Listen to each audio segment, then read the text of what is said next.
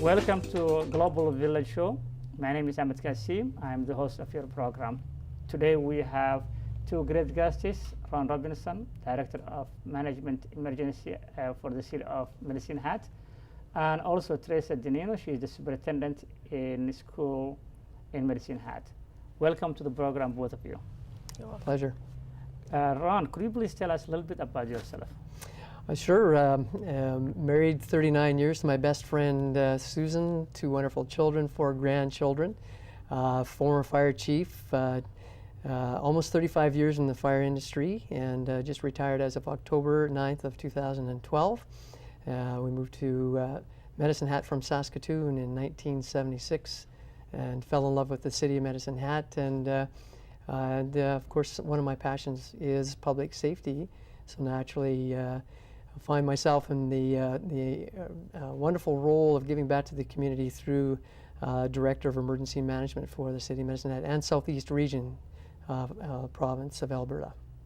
And you also are the chairperson of the province? I was the technical fire chair for the Safety Codes Council for the province of Alberta. And as an investigator and inspector, part of the role was to try and develop code cycles that would best benefit residents and the safety of residents through that link and that knowledge of fire prevention and fire prevention programs. Wow, that is. Thank you very much. What about Teresa? I came into the area in 1979. Began my full-time teaching career in September 1980. Taught in General Alberta for a couple of years, and then in Ralston for a number of more years until I resigned to develop the school in which I am now superintendent. The school is CAPE, Center for Academic and Personal Excellence. It is a public charter school. Oh, okay. I have 4 children. My husband and I came into Alberta because we both priced ourselves out of the job market after getting married and before coming here. We found this magnificent community in which to raise children, and we are both committed to supporting the community, I in education and he in health. Wow, that's good. So you're moving from other provinces? We moved from Quebec into Ontario and then into Alberta. Wow, 2 large provinces. Quite different. Very much. Yeah, we are both immigrants, so our children are first-generation Canadians. Oh, wow. Okay, so you must be from Italy then. We are both from Italy. There you go. He immigrated at the age of 4, and I immigrated just before my 13th birthday. Wow. Italy is a great country. Yeah, one of the great country in Europe.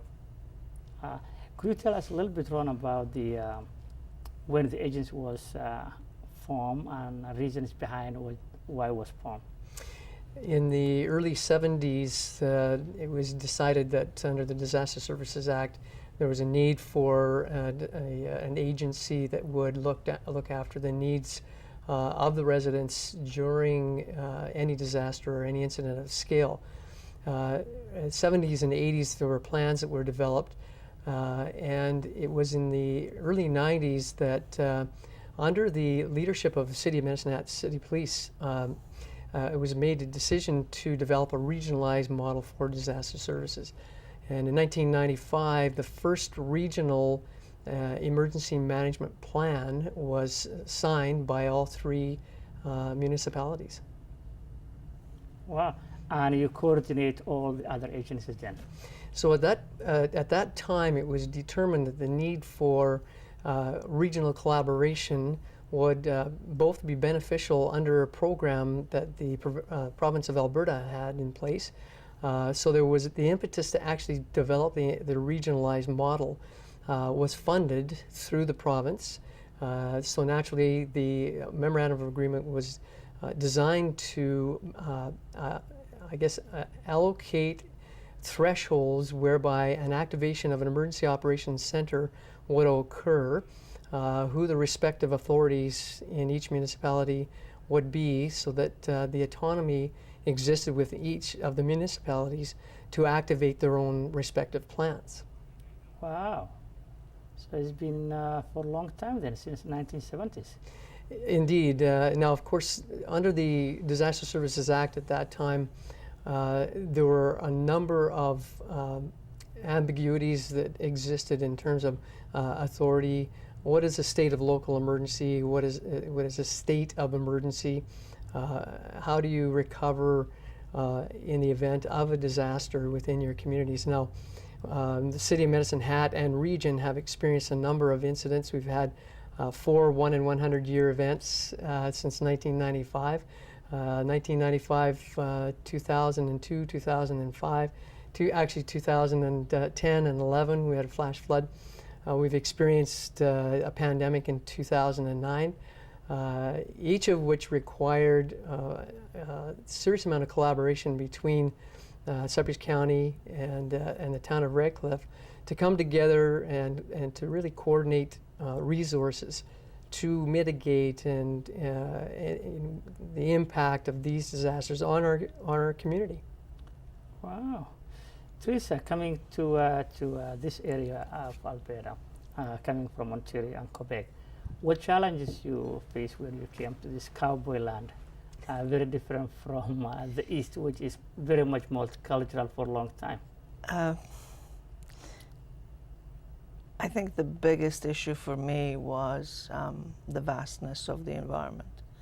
For several years, I couldn't look up without getting dizzy. It was just amazing to find myself in an environment where you could look as far as your eye could go. And it was just fantastic. Coming from large cities in the east where you look up and you see a little patch of dirty sky, and you're on top of each other, to be able to not close your blinds at night and to be able to walk out on the prairie and take a walk. And the wildlife was amazing. I was told when I originally came that the prairie was empty. I soon discovered that it was far from empty. You know, all the flora and the fauna and the life that was in there was just amazing. And the next thing that I found incredibly gratifying, incredibly supportive, was my first teaching assignment in Jenner. The response of the community to my work with the students was just amazing. The support, the encouragement was just nothing short of incredible. And I found myself a part of a community that was so close-knit, in which the parents and the students and the staff were a team in all aspects of those children's education and lives. Even though they were spread on farms everywhere, the school was a focal point, and everybody came together. The potluck suppers and the feasts and the special events, I was included wholeheartedly, and so was my family, and that was just beyond belief. That's good to hear. That is very much that's the Medicine Hat spirit, I guess. And it's community Some of spirit. them still keep in touch. Past students of mine, they now are adults, middle-aged with children, and they still keep in touch. Just last week, I walk out of the school and there's this man calling my name, crossing the street. I looked at him and I said, "Dennis, is that you?" "Yes, Mrs. D." I came to pick up my daughter, and he was one of my students in the first years at Ralston. Wow, wow, amazing. Yeah. That is amazing. Education is extremely very important for the youth, the leaders of tomorrow. As you very much know that both federal and provincial governments are trying to cut budget one way or the other to balance their books. Would that was some sort of effect, especially for the education in this area, and what the community can do to help out? It is certainly going to affect the jurisdictions across the province, some more than others. The the two components I think that are going to be felt most by the students is the lack of funding for the AC program, which is Alberta Initiative for School Improvement. Mhm. That's the environment within which school jurisdictions engage in action research to try and support the student bodies and to develop new methodologies of teaching that best suit groups of students, and explorations take place within that setting. That's going to be felt. The lack of increase, for example, in the student grant, that's also going to be felt. However, having said that, people are resilient, and communities are supportive. I think one way or the other, jurisdictions are going to make the best possible decisions they can to support their students and their programs. And so, in spite of it all, I think the schools are going to do the best job they possibly can with the students. Obviously, it would have been nice to have the financial supports built into, the budget, but things are the way they are. We do the best we can. Yeah, but also we have to be realistic that if we need the next generation to live a free depth of the other generation, we have to sacrifice so they won't have to pay the problems of the generations today for the generations of next. So we have to also do some sacrifice to add up and clear the books for them when they take the helm. Same thing with RUN. Would that be effect on the federal and provincial funding in terms of this kind of emergency disaster prevention? So on a number of fronts, the Joint Emergency Preparedness Program has been axed by the federal government in an effort to try and streamline the amount of funds that are provided for emergency services and emergency management in general. CBRN initiative, which is chemical, biological, radiological, and nuclear explosive education and training opportunities, has seen a slight increase in federal funding. That being said, the provincial government has made it clear that where silos exist, there would be duplication of efforts and resources.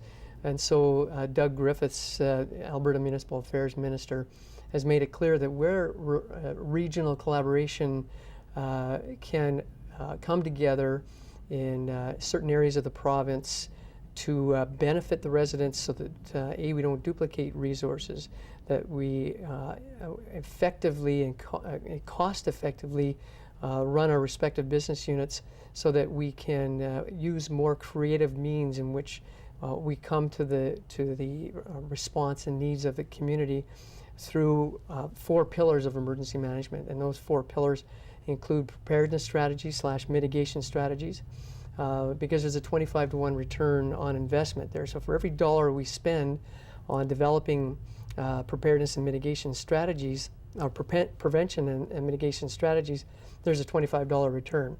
Wow. And those dollars are identified both by the federal government and provincial governments. So it behooves us as an emergency management agency to work collaboratively. So there are regional collaboration program grants that are available, which the City of Medicine Hat, Town of Redcliffe and Cypress County did a joint application and were successful.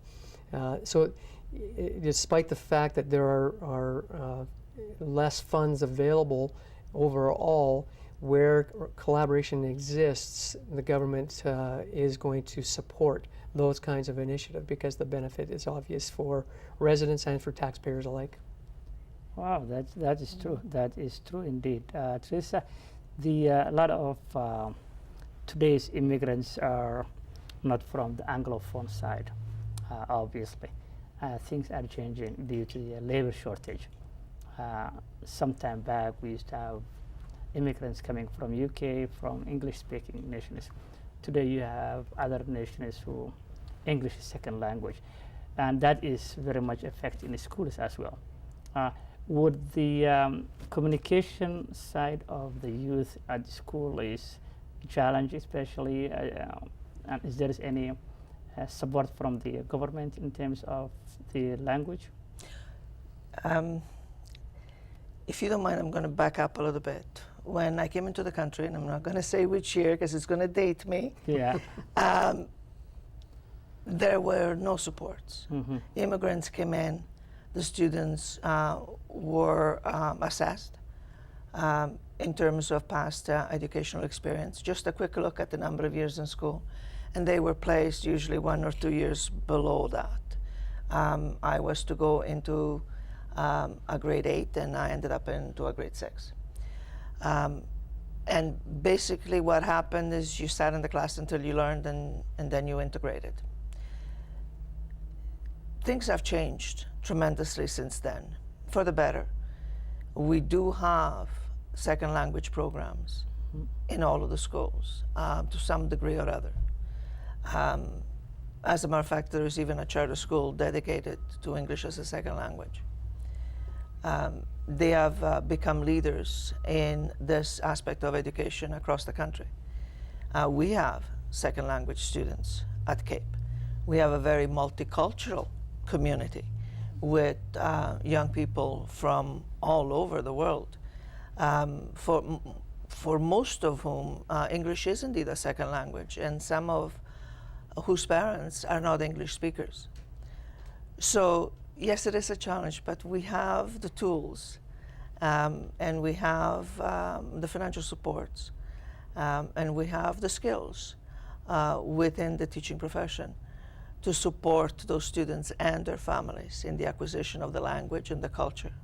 Yeah, but the point, the other point is, for example, your kids, they are first generation in Canada, Canadians from immigrant family. When they grow up, would they be speaking Italian or English? Oh, my husband and I made a decision, a conscious decision, to make sure that they were very fluent and very competent English speakers first, and then they could learn other languages if they so wished. Myself, I am trilingual. My husband is trilingual. We are great believers in multi-languages and in the benefits it brings to the individuals and the communities. So students that come into the province or the country at this point are going to be multi-language speakers, and that is beneficial. That's true. Because the reason that I was making that point is I personally advocate the immigrants, their first generation kids in Canada. Let them speak the language. They're not going to forget the mother language, because the more you emphasize your mother language, whether it's Italian, Arabic, or other language, then the kids will not have advantage at the school. So the kid who was born here will go to ESL. So that will take that kid behind the other kids who were born here, same as the kid who was born here.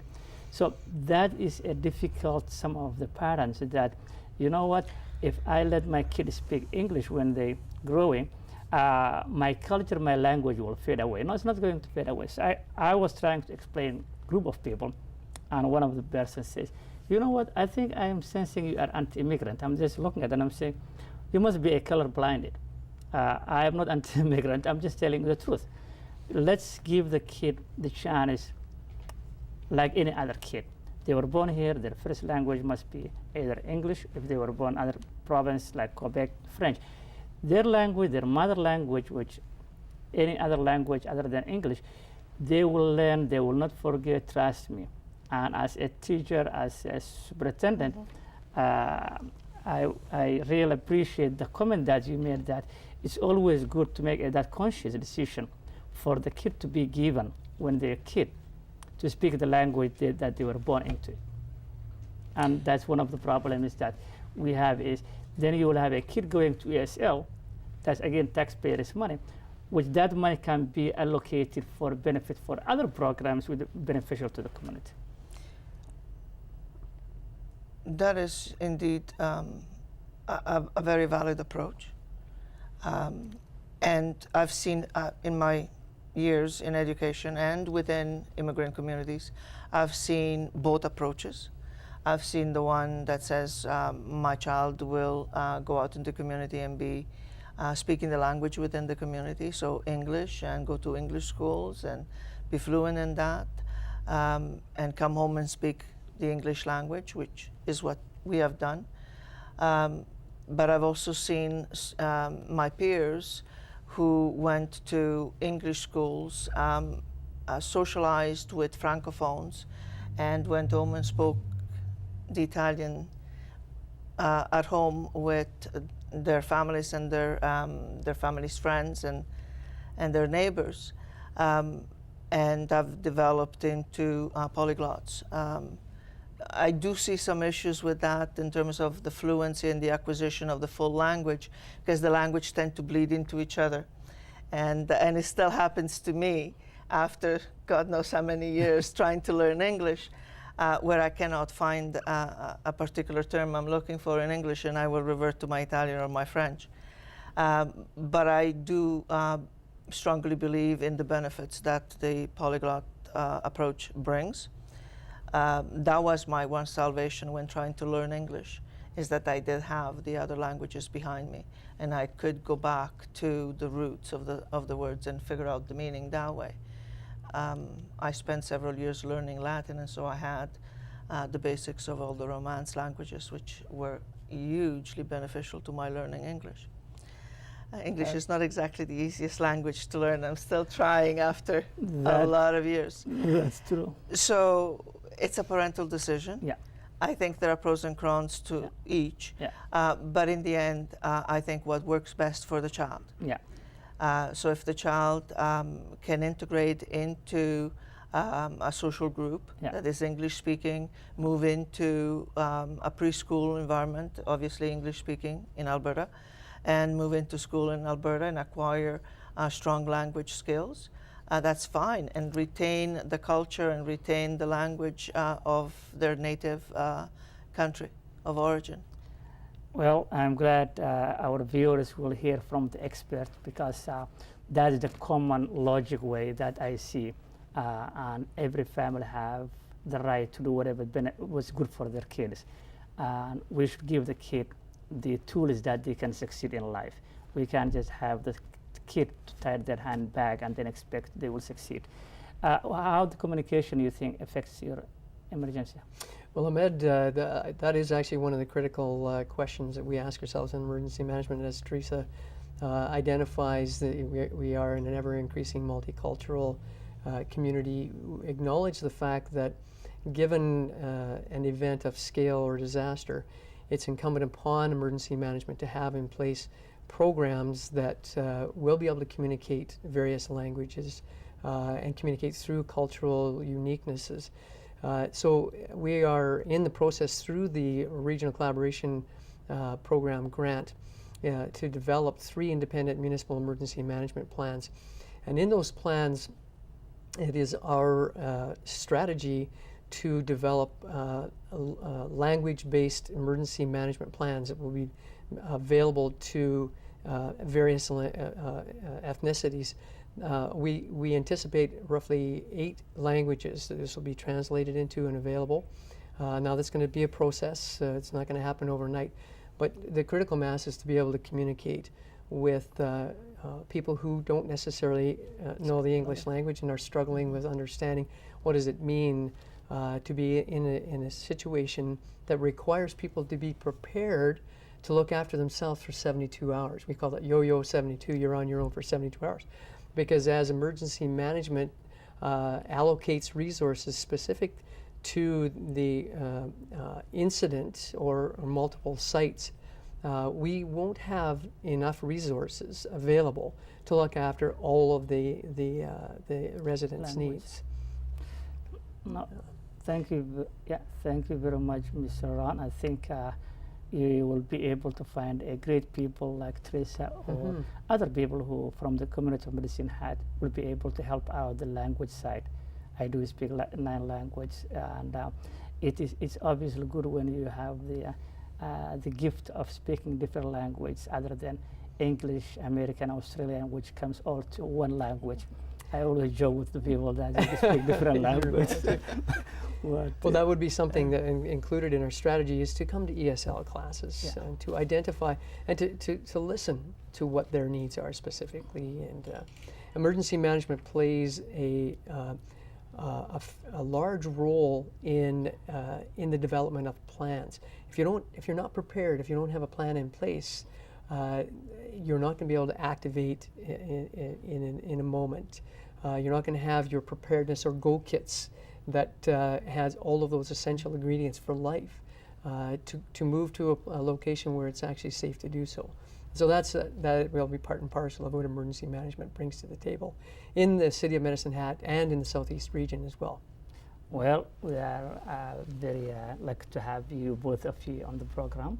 And that's a great job, great service for the community of Medicine Hat and Southeast of Alberta. And we hope you will succeed as you did your 32, 35 years in public service. And we hope to see you next time around to our program, same as Teresa. And thank you very much for taking the time coming to Global Village. You're welcome. Pleasure. Thank you Pleasure very as much. well. This was the end of the program. This is your host, Ahmed Kassim, Global Village, and we hope you will join us next time, same time, and you will find the world to your doorstep from different cultures, from different language, from different area. Thank you very much, and have a great day.